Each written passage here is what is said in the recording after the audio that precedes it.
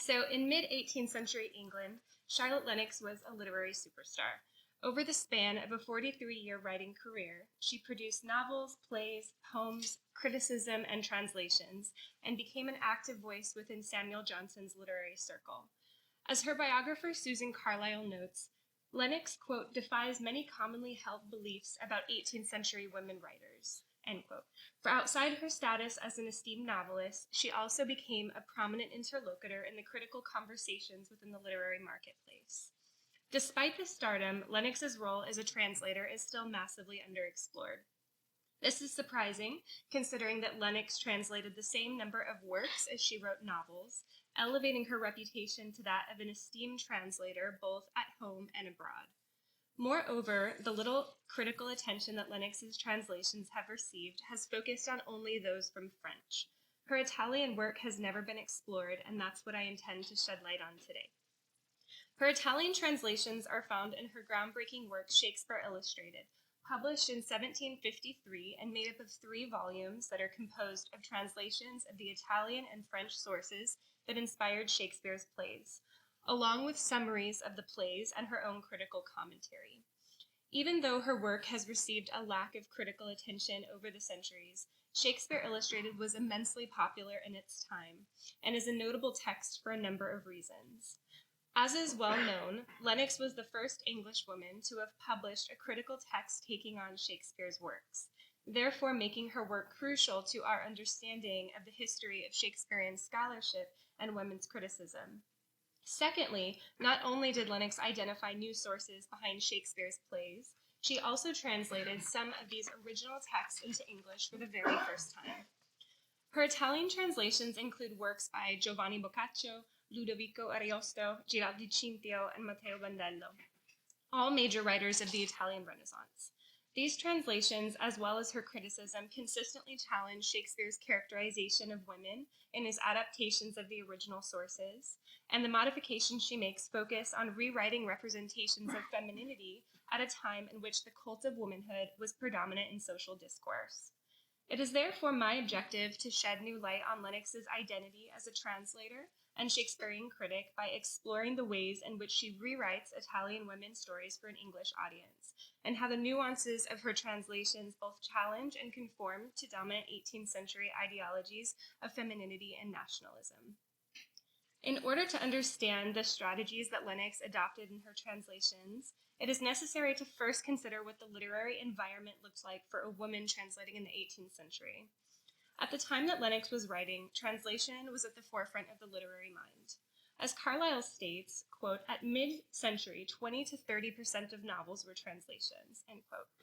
Not only were translations from classical and modern languages being mass-produced and circulated in England, the 18th century is also the time in which the earliest modern theoretical works on translations were being produced. Indeed, it is often considered as the dawn of the modern age in traditional approaches to the rise of phenomena such as the novel, the middle class, the woman writer, and the idea of the British nation. As Mirella Agorni further addresses in her book, scholarship has demonstrated that translation plays a crucial role at times of transition in cultural systems. Despite translation's foundational role in literary history, the works of 18th century women translators have received very little acknowledgement or critical attention. Kate Parker notes that in the Oxford History of Literary Translation in English, the volume from 1660 to 1790, only 9 of 600 pages discuss women translators, in spite of the editor's assurance that women played active and significant roles in the history of 18th century translation. This lack of scholarship focusing on women as translators is unsurprising. As Agorni notes, it likely stems from the derivative nature of translation, always looming as a shadow underneath the original text. This reductive understanding of translation undermines what it meant to translate as a woman in the 18th century and the distinct opportunities it bestowed upon them. As translation was a prestigious activity in Britain in the 18th century and in high demand, it gave women writers another way to expand their career. As Michaela Wolff states, it was a form of emancipation of the typical female role in 18th century society. Given that translation was considered to be less meritorious due to its presumed lack of originality, the voices of women translators were masked behind that of the privileged male author. This left open the possibility for women to express themselves more freely than they did when their name was on the front cover. Women translators were afforded the chance to be more inventive in their approach to writing, allowing them to find creative ways to subvert the original by inserting their literary, personal, or political opinions, some of which went against the grain of prevailing ideologies, into their translations. This is the case with Lennox's Italian translations, for she certainly does not let the original Italian stories travel to English audiences without leaving marks of her authorial investments. Even though history has buried this seminal text underneath her more well-known work as a novelist, Shakespeare Illustrated is what brought Lennox to achieve celebrity status in her time. A significant reason for this is that she was able to do something that other Shakespearean critics could not, which was to call attention to his linguistic shortcomings, particularly his lack of knowledge of the Italian language. Lennox uses her Italian knowledge to position her judgment not only above Shakespeare's, but also that of contemporary male Shakespearean critics such as Thomas Reimer. Her position as a woman working to make a name for herself in criticism, a male-dominated genre, made it even more essential to distinguish her expertise. Even though she was deemed an inferior critic, a mere lady advancing on Shakespeare, her ability to read and translate from the original Italian gained her undeniable credibility. In fact, one of her primary complaints is linguistic. She argues Shakespeare often misread the original sources, an issue that stems from his ignorance of the Italian language.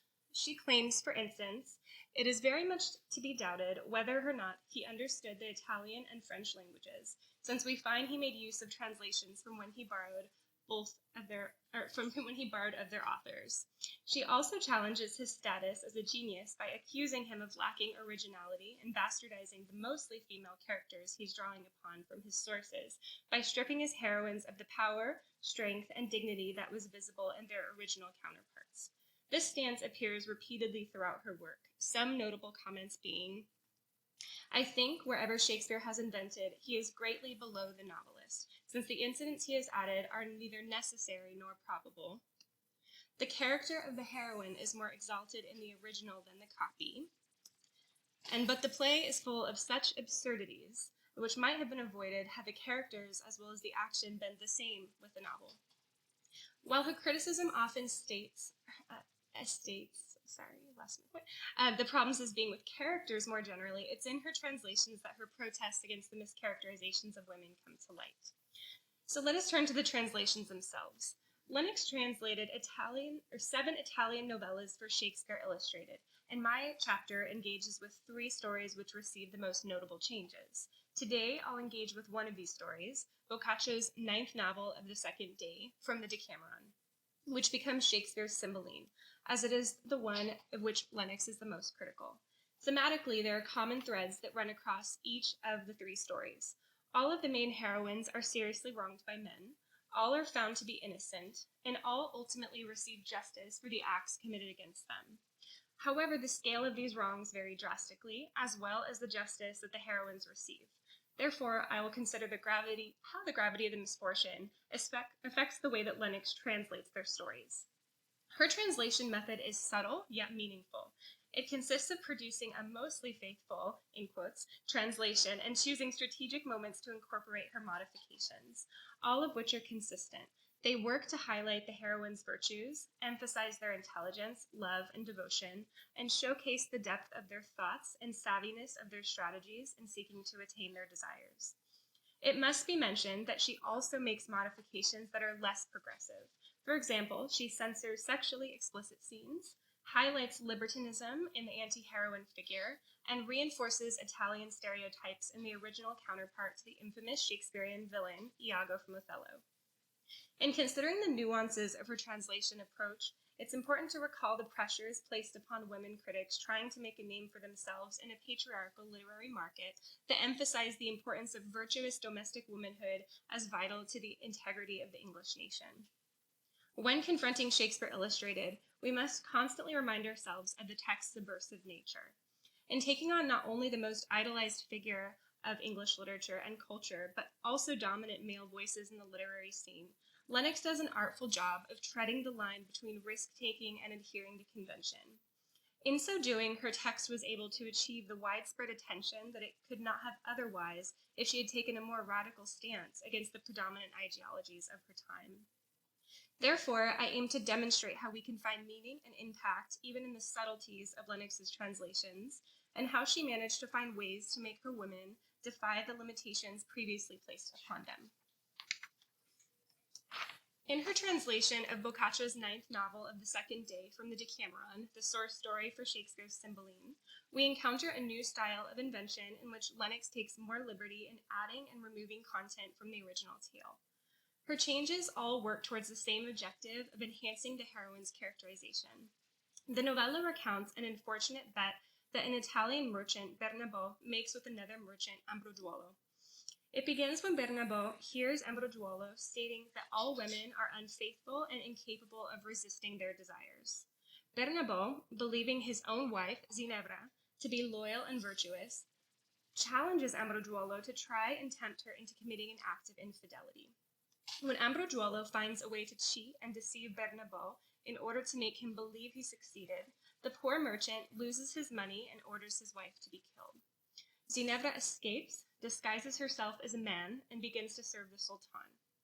One day she comes across Ambroduolo and leads him to confess his devious act, thus condemning him to death and allowing her to return to her husband, where they live the rest of their lives in riches.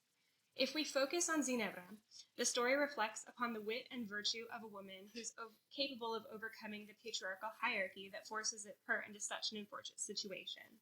However, in Boccaccio's version, her purpose remains that of a dutiful wife, and her story exists as a subplot in relation to the triumph of her husband. Despite her being the heroine of the tale and using her dexterity to trick Ambroduolo into confessing his wrongdoing, she's still overshadowed by her male counterparts. Lennox therefore sets out to increase her invisibility and the reader's consideration of her success. First, considering her critical commentary on how Shakespeare transforms the short story into his play Cymbeline, Lennox certainly does not begin her criticism with praise. She states, "He copied all of those circumstances from Boccaccio that were necessary to serve his design, but he has entirely changed the scene, the characters, the manners, and that he has done so greatly for the worse, I think is easy to prove." Where we find her criticism to align with her modifications in her translation is yet again Shakespeare's treatment of the character and manner of the heroine, in his version named Imogen. The first, most obvious change deals with her social status. Shakespeare has transformed the figure of a merchant's wife to a great princess, who marries the low-born Posthumus, who is Bernabo, against her father's will. This shift changes the progression and the ultimate triumph of the original Ginevra, who gains riches and a respected reputation as a result of her autonomous, courageous acts. Instead, Imogen is reunited with Posthumus, forgiven by her father, and returned to her loyal privilege. According to Lennox, Shakespeare weakens the nature of his heroine. Given the chance to assert her positional power and requite the cruel accusations against her by leaving Posthumus and returning directly to the throne, she is overtaken by feminine sensibility. Lennox states that this drastic departure from Boccaccio's original plotline render these incidents absurd, unnatural, and improbable, making the overall sequence of events ridiculous to the last degree. She consistently takes issue with blatant disregard for the reputation of his female characters across Shakespeare's renditions. As Margaret Duty writes, quote, "He tends too often, in her opinion, to diminish women into lovesick minxes or neurotic weaklings, taking from them the power and the moral independence which the old romances had given them. His misreading of the stories means he tends to humiliate his women," end quote. While I agree with Duty's contention, I would be hesitant to claim that Lennox entirely approved of the women's representation in the original tales. The following modifications will prove that she was indeed not defending Boccaccio's version. As Lennox did not find what she wanted as a reader in neither Shakespeare nor Boccaccio's versions, she set out to create a version of her own that achieves a high level of fidelity to the original Italian, with only a slight shift of focus. To the knowledge of the critics and readers of her time, Lennox produced an accurate translation of Boccaccio's original tale, when in fact her subtle changes actively work against the hegemonic focus on the masculine and towards a new version of the feminine. For the very first time, the courageous heroine is able to be seen as more than just a victim of Ambroduolo's machinations. Now, I'd like to give at least one example of Lennox's translation during my time here, so as to go beyond the criticism and see how it plays out in her translative technique. The first moment to be taken into consideration is when Bernabotte is trying to convince Ambrogiuolo of his wife's fidelity to defend her against the claim that all women succumb to their desires. I've translated the passage from the Italian of the original text as follows on the left. I am a merchant and not a philosopher, and I will give you a merchant's answer. I acknowledge that what you say can happen to foolish women who have no shame at all, but there are those who are wise and are so solicitous for their honor that they become stronger than men who do not care to look after their own, and this is what my wife is made of. Lennox's translation is notably longer, as she takes the liberty to include her own additions to the passage. She states, I am a merchant and not a philosopher, therefore I will not pretend to reason with you. But this I must say, that those women who are unchaste are so because they have no sense of shame and are indifferent about the world's opinion. But women who are wise and virtuous are so solicitous to preserve their honor that they become stronger than men, who take no care to restrain their irregular appetites. And my wife is of the number of those women who are watchful over their appetites and are solicitous to preserve their honor. Generally, her translation contains a stronger focus on the perception of the female figure, and she highlights feminine features that are most treasured in the 18th century. In the original text, Boccaccio only uses the word honor to depict the idea of a pure woman. In Lennox's translation, there's a repetition of these empowering words such as wise, virtuous, and honor, therefore shifting the focus towards a stronger depiction of the admirable feminine qualities. In the original, the comparison between female modesty and the lack of solicitude is subtle and brief.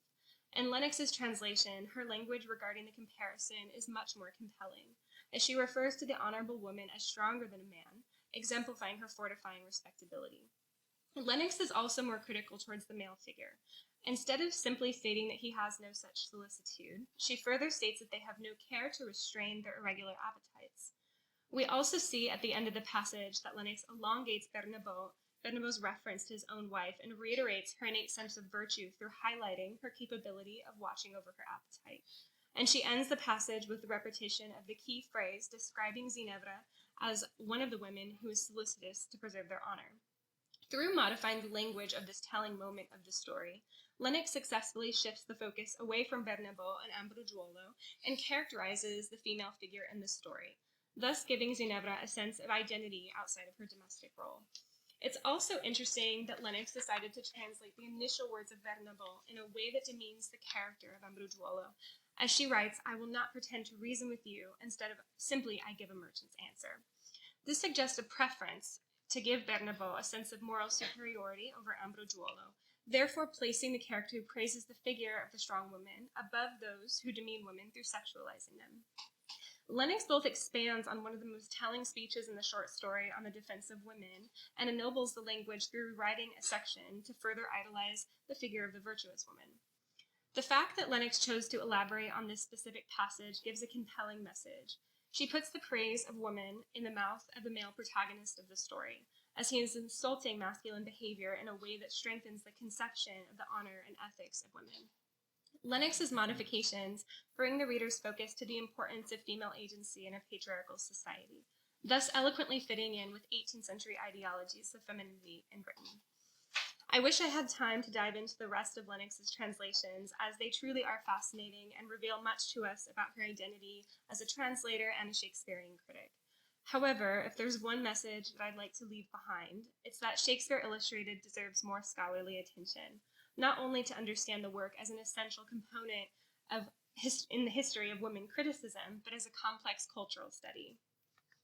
Mary Wisner Hanks states that language is so powerful that it determines, rather than simply describes, our understanding of the world. Knowledge is passed down through language, and language is power.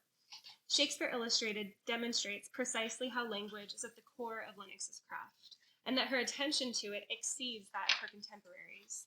Oscillating between languages, traditions, genres, and forms, her lexical decisions as a translator and critic had the power to construct her readers' understanding of not only Shakespeare's authorial moves, but also the world of Italian literature and those who inhabit it. Thank you.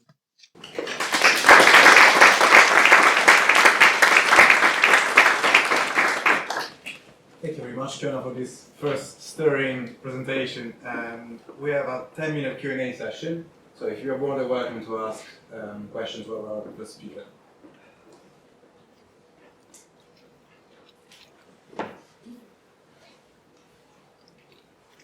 Sorry, I have a question.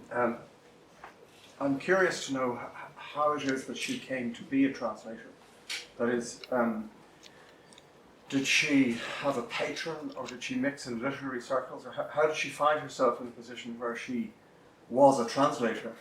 Yeah, so becoming a translator for Lennox was more of a professional decision, also to make money in the literary marketplace, and her patron was Samuel Johnson. So she moved within his circle and was able to translate texts sort of through that way. And she actually translated a lot through French, so French novels into English, and her Italian translations are found specifically within Shakespeare Illustrated. She learned Italian in the time before translating this by employing Giuseppe Peretti, who was a figure in the literary scene in that time period. And she learned from him through language exchange specifically for this, to translate for Shakespeare Illustrated. So that's just a little background. Do you know how she thought of the connection between writing and translating, or which one she preferred, or was it that, I don't know, the one was some sort of preparation for the other, or did she think them to be the same, or something like that? Unfortunately, there's really nothing that we found so far where she talks about her approach as a translator, which is a big bummer. So I've looked and looked, but I think because translation for her was a means to make money, because she actually died poor, and so it was practical. However, I like to think that she also, used it to sort of further her own ideologies and in her own way. So that's sort of the way that I view it, but yeah. Any other questions? Fine. So, yeah, I can grab that. Or I can just speak really loudly. Sure. I don't think it's working. Okay, just speak loudly. I'll speak loudly. But so this kind of, I don't know what the word would be, but this sort of ideological intervention, do you see that in other texts made by her? Made by Lennox. And translated by her as well. Sorry about that. Well, I can't say that I necessarily have the knowledge of French in order to assess her French translations. That's sort of a dream of mine to be able to do that someday, but through her Italian translations, I found the consistencies mostly, focusing specifically on the women figure and also in sort of hyperbolizing Italian stereotypes through the character of Iago in Othello. So, yeah, but predominantly women.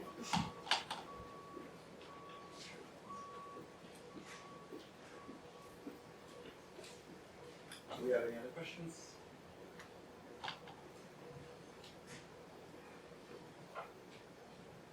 For Elwyn, how did she manage to sort of pay justice to the women presence in Shakespeare's plays? Was it happening through plot twists, or are there other strategies that she was employing, or both? Through her translations.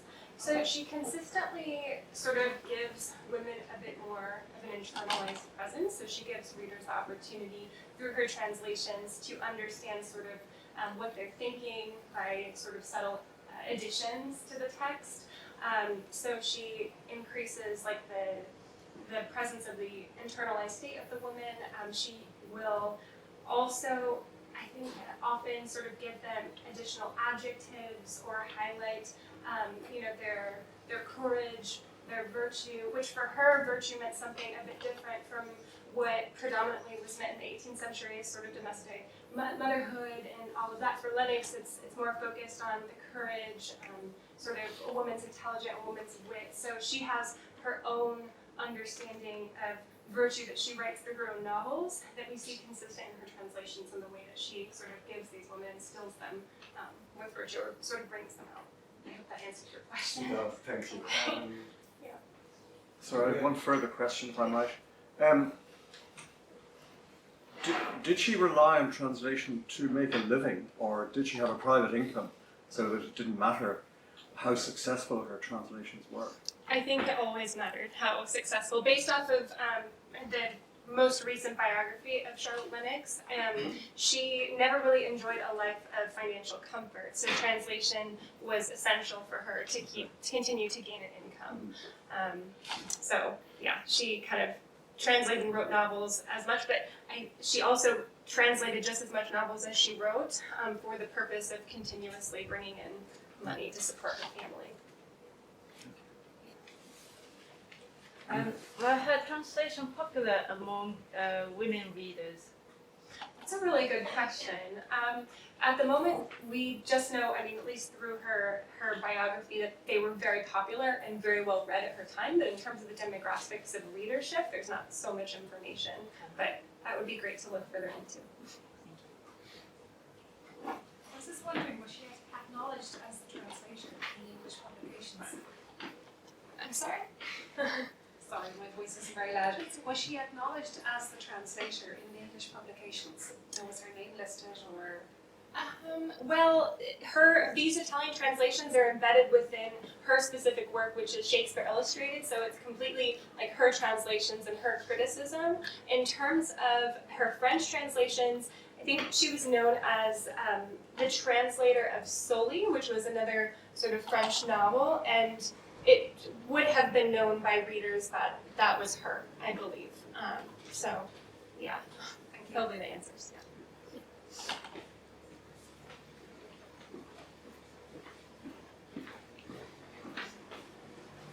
Do we have any other? Please.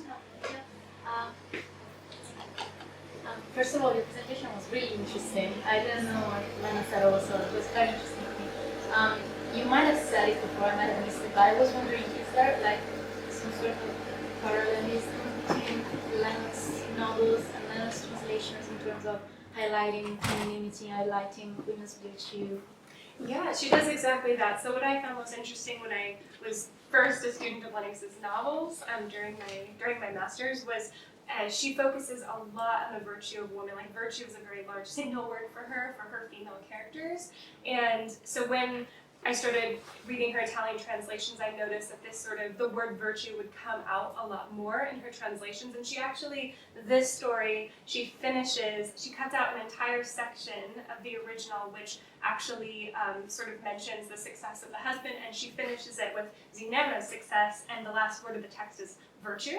And it's all because of her virtue. So I do think that she's sort of putting in her own, as I said, authorial investments and making these modifications that are reflective of sort of her own work as a novelist.